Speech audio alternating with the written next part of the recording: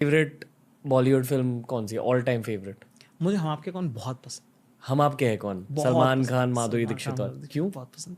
उसमें मुझे सलमान खान के डायलॉग्स ना, वो बाकी सब लोग बहुत अच्छे डायलॉग्स बोल रहे हैं, उसमें सलमान खान के डायलॉग्स ना उड़क दुड़क है।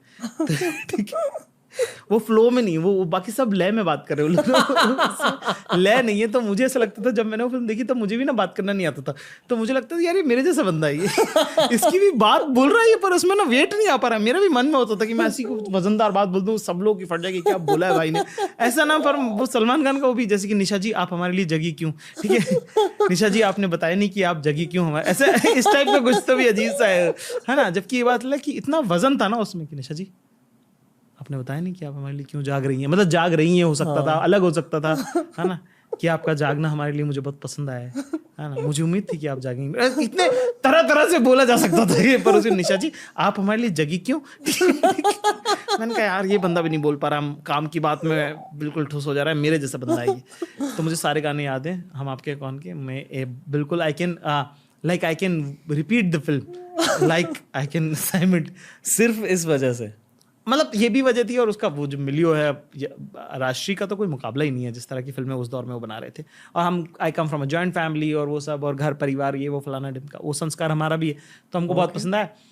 दूसरी एक जो फिल्म हमको बहुत पसंद है, जो मुझे शब्दशः याद है, वो है गैंग्स ऑफ वासेपुर। ओके फिर हाँ, ये दो फिल्में मुझे बहुत पसंद है, मैं बिल्कुल हर बार रिपीट में देख सकता हूँ। एक बार मैं पहले तो मैं हर हफ्ते देखता था, तो एक बार क्या हुआ कि हम दिल्ली में थे और पटाखों की आवाज़ आने लगी, और मैं गैंग्स ऑफ वासेपुर देख के ही सोया था। मैं और विश्वास, हमारा एक कमरे में एसी खराब हो गया था, तो वो मेरी रूम, दिल्ली की बात है, तो मेरी रूम में आके सो रहा था, ठीक है। तो मैं उठा और मैंने बोला सब लोग अंदर जाओ, घर पे हमला हुआ है, ठीक है। फिर मैं बाहर गया, मैंने देखा, हम 3rd फ्लोर पर रहते थे जंगपुरा में, तो मैंने देखा बगल वाले घर में शादी थी, दुल्हन आई अभी, तो उन्होंने 3 बजे रात को पटाखे जला दिए, दिल्ली बीइंग दिल्ली, है ना। तो मैं को ऐसे हुआ कि अरे यार, और मुझे नहीं पता मैंने क्या बोला है, मैं तो वैसे कि बाहर आवाज़ आ रही क्या हुआ। विश्वास जग गया, विश्वास काम कर रहा था तब, लैपटॉप पे कुछ लिखा। उसने बोला तुझे पता है क्या लिखा तूने, क्या बोला तूने, मैंने क्या बोला, तूने बोले कि हमला हो गया घर पे, सब लोग अंदर जाओ। मैं कहा नहीं मैंने नहीं बोला हुआ, कहता बोला है तूने, ऐसा समझा तू ये क्या 24 घंटे फिल्म देखता रहता, पागल हो गया क्या। मैंने कहा अरे यार शिट, मैंने कहा मुझे लगा सपने में मैं वो वाला सीन आ गया ना जिसके अंदर पंकज त्रिपाठी बम से दरवाजा फोड़ देते। वो फिल्म मुझे इतनी सुंदर लगती है ना, उसमें जैसे मैं अभी राजकुमार से मिला मैं, तो मैं उनको भी बता रहा था कि मेरा फेवरेट सीन है वो, सबको ना चाबी कहाँ है फलाना ढिमका ये सब है, मेरा फेवरेट सीन पता है क्या, फैजल खान को पता चलता है कि ये जो शमशाद है ये चोरी कर रहा है, लोहा चोरी कर रहा है, ठीक है। तो उसको फोन करता है, ठीक है ना, कि क्या रे शमशाद, मैं सुना है कि ये तो तू बोला कि ये 75 रुपए में दे रहा है, ऐसे करके कुछ तो है ना, भाव का पूछता है। तो उधर से राजकुमार राव जो कि शमशाद है, वो बोलता है फैजल भाई, फैजल भाई, फैजल भाई। तो नवाज का डायलॉग है कि क्या रे शमशाद, तेरी आवाज में लता मंगेशकर कहाँ से आई। तो ऐसा मेरे को इतनी बार याद आता ना, जैसे कि कई बार मैं अपने भाई को पढ़ लेता हूँ, अब ये अंकुर है, काम में गड़बड़ होती है, मैंने कहा अंकुर ऐसा कैसे हुआ, तो अरे जाकिर भाई वो क्या हुआ, मैंने कहा क्या रे अंकुर, तेरी आवाज में लता मंगेशकर कहाँ से। ओके तो वो बहुत पसंद है मुझे। Okay. Gangs of Wasseypur peak art form था, हाँ हाँ हर एंगल से, हाँ, एक्टिंग हाँ, से, राइटिंग acting से, से, डायरेक्शन, हाँ, इसलिए। हाँ। और कोई वजह, कोई ऐसे लेयर्स है जो शायद ऑडियंस को दिखे नहीं? नहीं यार, उन लोग सब लोग बहुत वो जैसे कि एक सेंस ऑफ प्राइवेसी होता है ना, वो एक फाइनेंशियल स्लैब से ही आता है। जैसे विनीत करके जो एक्टर है, जो दानिश बने उसमें, फैजल खान के बड़े भाई, उनका एक नहाने का सीन है, ठीक है, घर में ही नहा रहे हैं, वो बात कर रहे हैं, उनकी वाइफ भी है, वही माँ है, ये है ना। बॉम्बे में जिस तरह के सेटअप में हम लोग ज़्यादातर लोग रहते हैं, उन्होंने, हमने नहीं देखा किसी को नहाते हुए, है ना। सेंस ऑफ प्राइवेसी एक सर्टन फाइनेंशियल स्लैब से ही आती है, वरना कोई भी किसी को देख ले रहा है, कुछ भी कहीं भी हो जा रहा है, कोई नंगा भी देख लिया आपने किसी को, आप उसमें फिर आप आगे बढ़ गए उससे, it's not like a shocking कि ये क्या देख लिया मैंने, आगे देख लिया आगे बढ़ो चलो टाइप। तो मुझे वो जो उस मिलियो की अंडरस्टैंडिंग थी ना, वो मुझे बहुत सुंदर लगी, उस ज़मीन की समझ उस फिल्म में, उन लोगों का क्या मोटिवेशन है, उनको क्यों अच्छा लगता है ये करना। उसमें कोई भी ऐसा नहीं कि जो बहुत ही हीरोइकली हीरो है, सब लोग फ्लॉड है, कुछ कुछ गड़बड़ है उनमें, सब कैरेक्टर्स में कुछ कुछ गड़बड़ है। फैजल खान बहुत सही आदमी, वो गांजा पीते वो नशे में रहता है, गंजेड़ी हो, पर उसका गट है कि वो कर देते।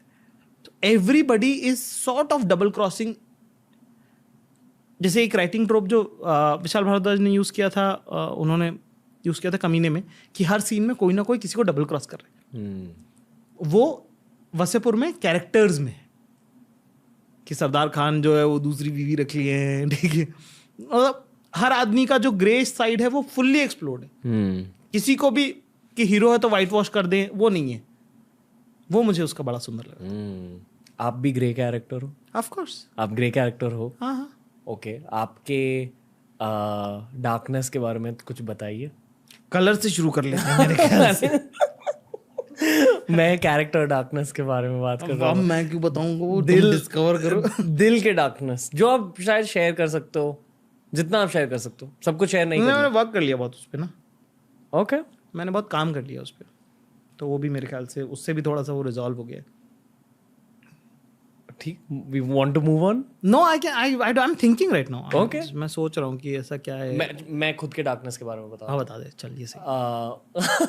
मुझे अपने अग्रेशन को बहुत कंट्रोल करना पड़ा था पहले। आई फील कि अभी थोड़ा कंट्रोल हो चुका है फॉर मी, योगा की वजह से।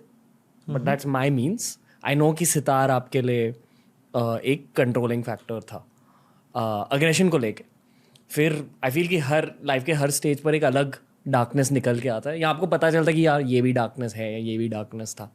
तो करियर के स्टार्ट में वही एनवी फील होती थी, जेलसी फील होती थी, वो अब थोड़ा बहुत चला जा चुका है। मेरे को कभी नहीं। मेरे को एनवी जेलसी से मैंने बहुत, मेरा बिल्कुल भी रिलेशन नहीं रहा है कभी लाइफ में नहीं। Okay, I've lived a life where I fought a lot, so I've lost a lot and I've won a lot. So क्योंकि अब लगातार लोगों को बस जीते हुए बैटल्स याद है ना, चूंकि मैं बहुत हारा हूँ तो मुझे खेल के नियम पता है कि कोई बात नहीं, चलता है। Pattern recognition. हाँ, तो जैसे कि मेरे को मालूम है कि मैं सीखता हूँ, मैं तो सीखना पसंद है मुझे। जैसे मुझे रामायण में apart from all the good characters it already has, मुझे बाली बहुत पसंद। कि बाली का बल किस में था, कि बाली स्वयं इतना बलशाली था कि जो भी उनसे युद्ध करने आता था उसकी भी आदि शक्ति की, एक तो आदमी ऐसी पावरफुल है, उसकी भी आदि शक्ति उसमें। तो मैंने उसको ऐसे डिकोड किया कि जो आपके लोग खिलाफ हैं उनसे भी मैं तो कुछ सीख लूंगा भाई। ठीक है। और वो जब से मैंने आदत अपने में डाली है कि respecting my enemy also and learning from him also, while I'm always working on myself. That is my darkest side, to learn to look what my enemy does good or great, and how I can incorporate in my already existing system. आज भी आपके enemies हैं? नहीं यार, नहीं है यार। Honestly नहीं है। नहीं, प्यार करते हैं लोग बहुत। और ये आपने कैसे किया? आई फील कि आप इकलौते ऐसे ऑनलाइन पर्सोना हो। मत फालतू नजर मत लगा, ठीक है? ओके। दूसरी बात कर। पर आप सवाल समझ गए। अरे नहीं भाई, आप देखो जिस दिन तक चल रहा है उस दिन साहब अल्लाह रखे राम रखे वाला हिसाब है। बढ़िया चल रहा है, काय को जिन्स करना ही क्या। अभी स्पेशल आने वाला है तथास्तु थोड़ी देर में। पता चला लोगों को पसंद नहीं आया, गालियां दे रहे हैं लोग, फलाने के बारे में ये क्यों बोल दिया, ढिमकी के बारे में बोलना, मेरे को नहीं चाहिए वो सब। ओके। सो मैंने जब मैं मुंबई आया था तब मैं पॉलिसीज बनाता हूँ 3-3 साल के लिए कि okay so this what is the Zakir Khan policy for this next 3 years। तो मैं जब मुंबई आया था तो मैंने ये कहा था अपने आप को कि I will only fight battles which are on my nose. मतलब कि अनलेस कि आप मुझे फिजिकल आके ही धक्का दे दो, अच्छा ओके, तब तक मैं आपसे नहीं, मेरे को मतलब मैं इसलिए भी मैं वो वाला है ना कि आपको बनना प्रधानमंत्री, आप लड़ रहे पड़ोसी से कचरे पे। बहुत नाम करना है ना यार, बहुत नाम करना है, तो बहुत काम करना है, तो बहुत काम करना है, बहुत नाम करना है। तो ऐसे थोड़ी छोटे छोटे बैटल्स में अपना टाइम वेस्ट करता हूँ, इसने मुझे बोल दिया, उसने मुझे बोल दिया, अरे तो। और दूसरा ईगो मतलब कि मैं बताता हूँ, मैं ना आलसी हूँ, मैं सच बता दूँ तुमको मैं, ठीक है? तो इसका जवाब ये कि मैं ना आलसी बहुत हूँ, मेरे में बहुत जलन है, ठीक है? तो मैं क्या चाहता हूँ कि जो भी आदमी मेरे अगेंस्ट है या मेरे बराबर है या जो सेम फील्ड में है, मैं सबको जहर देना चाहता हूँ। ठीक है, पर अब ये पॉसिबल नहीं है, तो मैं क्या कर सकता हूँ? मैं खुद ही मेहनत कर सकता हूँ। Because that route is very tough and I am a lazy person, so I have chosen this path of working on myself. ठीक है, फेयर। Yes, okay. या एज के साथ साथ आपको ऐसा लग रहा है कि जैसे स्पोर्ट्स में एथलीट्स की एनर्जी हल्के हल्के से कम होने लगती है 30-35 के बाद? बिल्कुल नहीं। कैसे मेंटेन करके रखा है आपने एनर्जी लेवल्स अपने?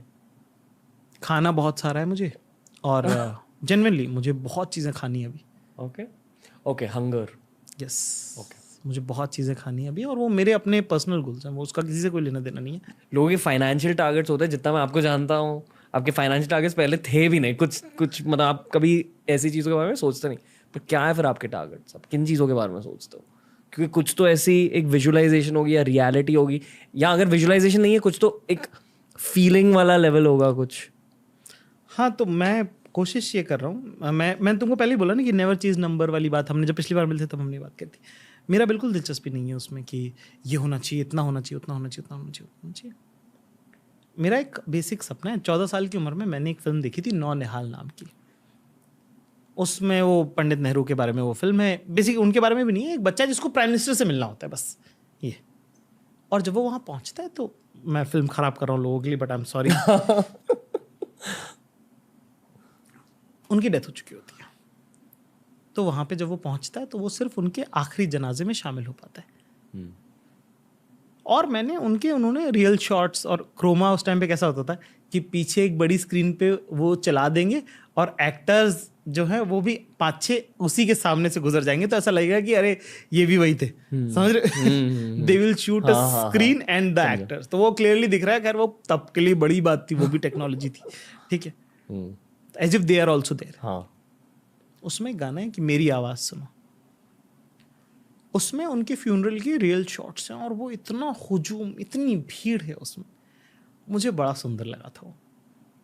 तो मैं, जो भी लोग मुझसे प्यार करते हैं, बहुत वक्त तक, अब तो मैंने कहना बंद कर दिया, तो मैंने सबसे यही गुजारिश करी है कि जब मैं किसी के लिए कुछ कर देता हूँ ना, क्योंकि मुझे रिटर्न में किसी से कुछ भी नहीं चाहिए, मुझे सच में कुछ भी नहीं चाहिए तुमसे।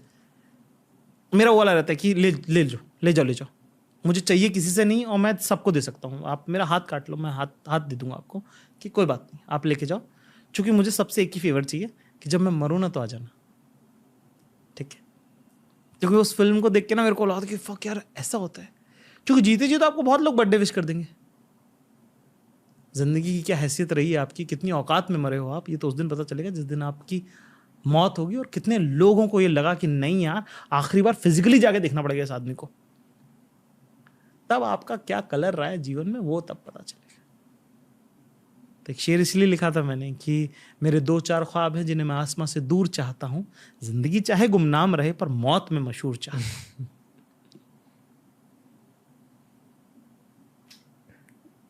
आई think you are on the way to that dream. कैसा लग रहा है आपको अब तक? बहुत अच्छा लग रहा है तुमसे बात करके, हमेशा बहुत अच्छा लगता है। आज पहली बार हम, क्योंकि हमारा एक कॉन्टेक्स्ट है, एक रेफरेंस है हमारा एक दूसरे को लेकर, काम को लेकर। मैं बहुत देखता हूँ तुम्हारा काम, लेकिन मैं गाहे बगाहे बीच में फ़ोन भी कर देता हूँ, रणबीर देख के ऐसे ये नहीं ऐसा जो भी, ठीक है। I admire the hard work you put in, I admire the number of hours you put in your work.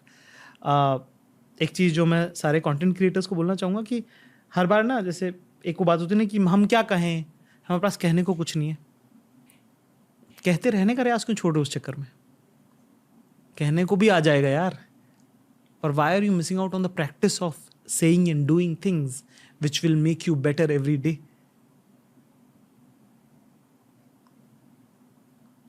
Learning from you guys, learning especially from Tanmay. Yeah, true. मतलब वो स्टैमिना वाली चीज मैंने तन्मय से सीखी है। I aspire him a lot. Like, आपसे nuances सीखे और लाइफ सीखी है, उससे बस हसल सीखी है। he is the internet god. Like, Yeah. I have immense respect for him. How he has every time, everybody in the world wanted him to fail multiple times, not just once. Multiple times it looked like कि ये गया, लोगों का एक बार में खेल हो जाता है, खेला हो जाता है लोगों का एक बार में. He has resurrected. तो मैं ऐसे बहुत ऐसे मजाक में प्यार से मैं कहता हूँ कि अश्वत्थामा है तन्मय. हाँ. अश्वत्थामा नहीं मरते, जिंदा रहते हैं हमेशा. तो Tanmay Ashwatthama he is like that. वो हासिल करता है, वो लड़ता है, वो हर बार जीतता है, हर बार. मुझे तन्मय के फैंस मिलते, पता है कितनी उम्र है उनकी? 9 साल 10 साल 12 साल. And so magical, it's so beautiful to observe someone like that. I am a huge fan of him. I still admire him a lot. I look up to him. He's that one guy in my life that I was like, sir मैं ये कर रहा हूँ, sir ऐसा चल रहा है, ऐसा चल रहा है, आपको क्या लगता है? Yes. And he's like, ये स्टैंड अप कॉमिक्स की एक ताकत होती है क्या? Observation plus feedback application. मतलब स्टैंड अप कॉमिक्स की ये पहचान होती है? नहीं, it's not something which is generic, but it's a good skill to have. तथास्तु. जी तथास्तु के बारे में बातें करते हैं जाकिर भाई. जी. जितना मैंने स्टैंड अप स्पेशल्स के बारे में जाना है, हमेशा हर स्टैंड अप कॉमिक कुछ बहुत गहरे जज्बात अपने स्पेशल में छुपा देते. क्या छुपाया है इसमें? छुपाया नहीं है इसमें, तो दिखा दिया है सब. Okay. जो है मेरे ख्याल से इसमें तो I have never been this naked on stage. And after a point जब किसी भी शो के 100 शो हो जाते हैं, उसके बाद that show becomes a person on itself. कि मुझे आखिरी के जो 50 शो मैंने किए हैं, मैं 100 से ऊपर शो कर चुका हूँ, उसमें मुझे बस इतना याद है कि मैं स्टेज पे गया. उसके बाद वो आमद होती है, और वो जैसे वो उसका वो धारा प्रवाह जो है वो होता है, और आप बस उसके विटनेस हो, आप उसके मीडियम हो, और वो इसका मैजिक है. मेरे ख्याल से तथास्तु की जो सबसे खूबसूरत बात ये है कि उसका फर्स्ट हाफ जो है वो लिखा हुआ है, और सेकंड हाफ जिस दिन जैसा महसूस हुआ वैसा उस दिन रहता है. तो स्टेज पे बहुत बार रो भी दिया हूँ, बहुतों बार रो भी दिया हूँ, बहुतों बार वैसे ही बुरा लगा है, तो खाली लगा है. तो वो उसका मैजिक रहा है मेरे ख्याल से उस परफॉर्मेंस का. मुझे मेरे जो दादा थे उस्ताद मुद्दन खान साहब, उनको ज़िंदगी में एक बड़ा मलाल ये रहा कि उनको उनका ड्यू नहीं मिल पाया. जब क्या होता है कि जब आप इंसान अपनी औलादों से वो उम्मीद रखता है जो वो खुद ना कर पाए, ठीक है. तो मेरे वालिद साहब ने मुझे कहा था यार अब्बा जी के लिए कुछ करना है यार तो, ठीक है. तो मुझे याद है 2012 में, अच्छे आर्टिस्ट थे, नाम था उनका, बड़े मशहूर आर्टिस्ट थे वो, अपने दौर के ठीक ठाक आर्टिस्टों में से थे. टॉप ग्रेड सारंगी प्लेयर, ऑल इंडिया रेडियो में ग्रेडिंग होती है, बी हाई, ए टॉप. और उस वक्त उस दौर में 3 ही सारंगी थे जो टॉप ग्रेड थे, उस्ताद सुल्तान खां साहब, पंडित रामनारायण जी और मेरे दादा. और बाद में और भी लोग हुए, पर उस दौर में वो टॉप 3 लोगों में से थे जो सारंगी बजाते थे और टॉप ग्रेड हुए, और इसका बड़ा फ़ख्र है हम लोगों को. तो मैंने उस वक्त उनसे फाइलें मंगाई थी उनकी, ठीक है. तो जब फाइलें मंगाई तो फिर उसके बाद मैं दिल्ली में था, तो एक दिल्ली में आप रहते हो तो आपको लगता है कि यार कुछ ना कुछ तो मैं कर ही लूँगा टाइप का. एक तो अपना ओवर कॉन्फिडेंस का भी सीन. मुझे ऐसा लगता था कि उनके साथ मैं अपना कम्युनिकेशन थोड़ा और बेटर कर सकता हूँ. उनकी नाराज़गी थी मुझसे कि मैं सितार नहीं बजाता हूँ इस बात की, तो मुझे लगता था कि मैं कभी ना कभी मना लूँगा उनको. और एक वक्त है जब वो मान गए, पर मैं पढ़ नहीं पाया उस बात को कि वो मान गए और उसके बाद वो चले गए. तो वो जो एक खालिश थी, वो जो एक थैंक यू बोलना रह गया मेरा उनको, उसके बारे में ये स्पेशल है. और उनसे जो सीखा, मैंने बहुत सारा सीखा. एक बात जो बहुत लोग ना, कि मैं साहब अपना रहता हूँ, मैं किसी के पास नहीं जाता हूँ कभी फलान ढिम का, मैं सबके पास जाने को तैयार रहता हूँ. मैं तो, मुझे जैसे मैं बहुत सारे लोगों के पास जाने को तैयार रहता हूँ. मुझे अगर लगता है कि किसी के पास सिखाने के लिए कुछ है, तो मैं तो बिल्कुल उसके पैरों में बैठ जाऊँगा यार. मुझे इतनी सुंदर लगती है ना ये बात, क्योंकि क्या है कि बड़े लोगों के, गुणीजन लोगों के सानिध्य में रहने से भी आप बहुत चीज़ें सीखते हैं. उनको करते हुए देखने से, उनको होते हुए देखने से. अगर आप किसी अपने से बेहतर इंसान के आसपास भी रहते हैं ना, आपको लगेगा पहली नज़र में कि आपका वक्त बर्बाद हो रहा है. अगर आप समझदार आदमी तो आपका वक्त बर्बाद नहीं होगा, आप बहुत सारा सीख के निकलेंगे. और मेरे बचपन का एक बड़ा वक्त जो है वो उनके सानिध्य में गुजरा मेरा. उनकी छत्र छाया में मैं रहा, उनके साथ साथ उनके पीछे पीछे रहा. मुझे नींद आती थी यार, वो लोग बोरिंग बातें करते थे आर्ट के बारे में, कल्चर के बारे में, पॉपुलैरिटी के बारे में, कैसे रहा जाता है, कैसे कंडक्ट करते हैं खुद को, शोहरत को कैसे संभाल के रखना है, आपकी तहजीब कैसी होनी चाहिए, बड़ों से कैसे इज्जत से बात करते हैं, छोटों से कैसे प्यार करते हैं, ये ना जब आप होते हुए देखते हो ना तब आपको ज़्यादा बेहतर समझ में आता है बनिस्बत इसकी कोई समझाए आपको। तो मैंने उनके साथ उनके जीवन को होते हुए देखा, उनसे बहुत सीखा है। जब लोग मुझसे बात करते हैं ना कि जाकिर कैसे रहता है, जाकिर कैसे, everybody else in my industry behaves in a very different manner and I behave in a very different manner for this very reason, because my training was like an Indian classical musician.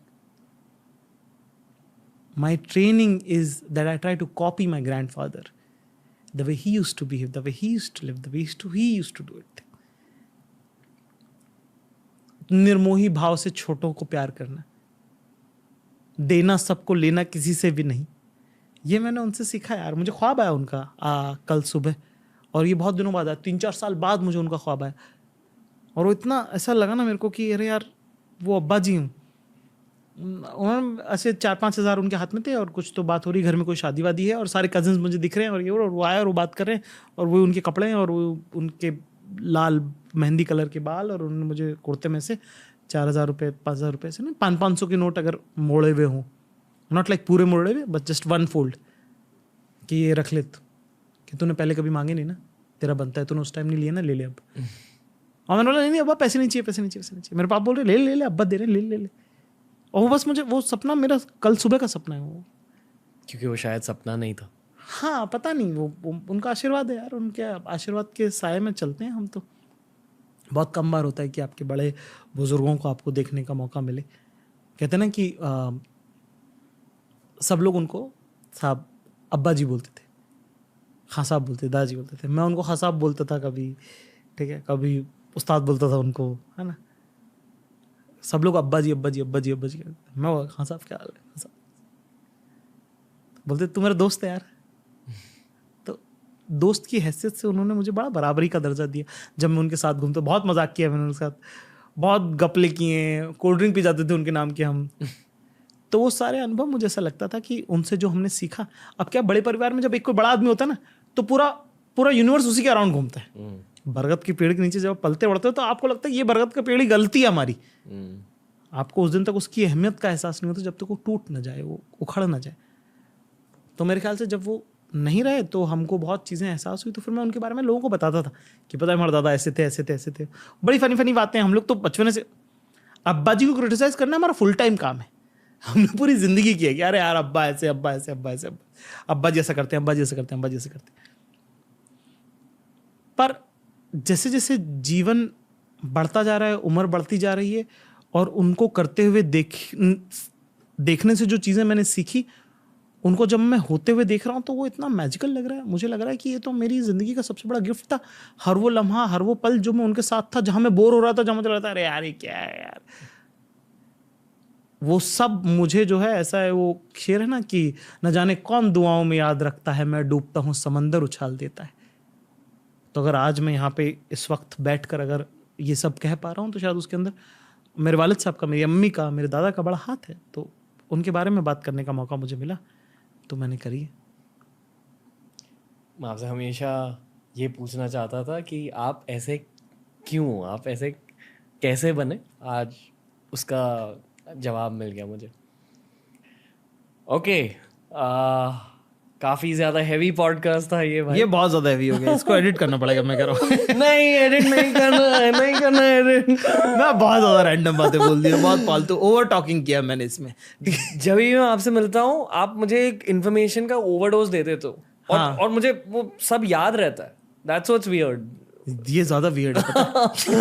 मेरा तो मैं तो बोल के चला जाता हूँ भाई। Wow, okay, seriously I know कि आपको ये पता है, पर आपका बहुत बड़ा इम्पैक्ट रहा है मेरे करियर में, मेरे अडल्ट माइंडसेट में। आई फील कि हर इंसान का एक फेज रहता है जहाँ वो अपने अंदर के बच्चे को थोड़ा सा पीछे छोड़ देते हैं। असल में बच्चा जिंदा होता है बट उसे थोड़ा सा पीछे छोड़ देते हैं, और फिर वो इंसान एक अडल्ट बन जाता है। आपने उस फेज में मेरी बहुत मदद की है। You help me become an adult.